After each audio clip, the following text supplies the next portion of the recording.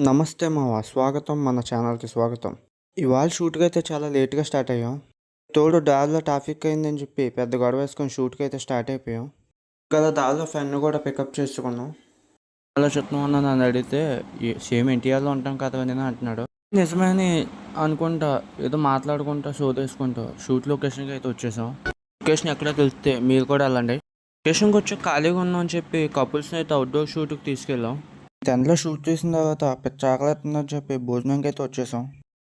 మా అన్నని వీడియో తీస్తున్నాను ఇది చూడన్న అంటే చిన్న స్మైల్ ఇచ్చాడు. అంటే ఈ దెంగ అలా చాలాసేపు వెయిట్ చేసిన తర్వాత ఫుడ్ అయితే వచ్చింది. ఫుడ్ అయితే నీట్గా కొట్టేసాం. అదేనా ఫ్రీగా ఉన్నామని చెప్పి అవుట్డోర్ లొకేషన్ బాగుందని చిన్న సాంగ్ షూట్కి అయితే వెళ్ళాం. ఇంకా అలా ఈవినింగ్ ఫ్రీగా ఉన్నామని చెప్పి పానీపూరి తింటాకైతే వెళ్ళాం. నేనైతే చాట్ పానీపూరి అయితే చెప్పాను, అది కూడా పెద్ద టేస్ట్ ఏం బాగాలేదు.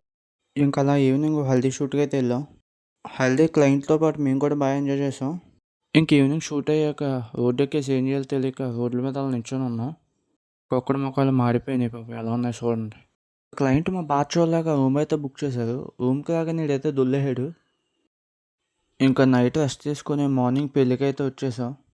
ఈ యాంకర్ డ్యాన్స్ కూడా బాగా వేసింది. అలా డ్యాన్సులు చూస్తూ భోజనంకి అయితే వచ్చేసాం. షూట్ అయిపోయాక షూట్ స్టార్ట్ అవుతుంటే మా అన్నేమో కారు తోలుతా ఉన్నాడు. అన్న స్పీడ్కి వెళ్ళిపోతాడని చెప్పి చిన్న భయంతో అంకుల్ కార్ అయితే ఇచ్చేసాం. ఇంకో కార్ చిన్న రౌండ్ అన్నకిచ్చి ఇంటికైతే వచ్చేసాం. ఉంటాం మరి.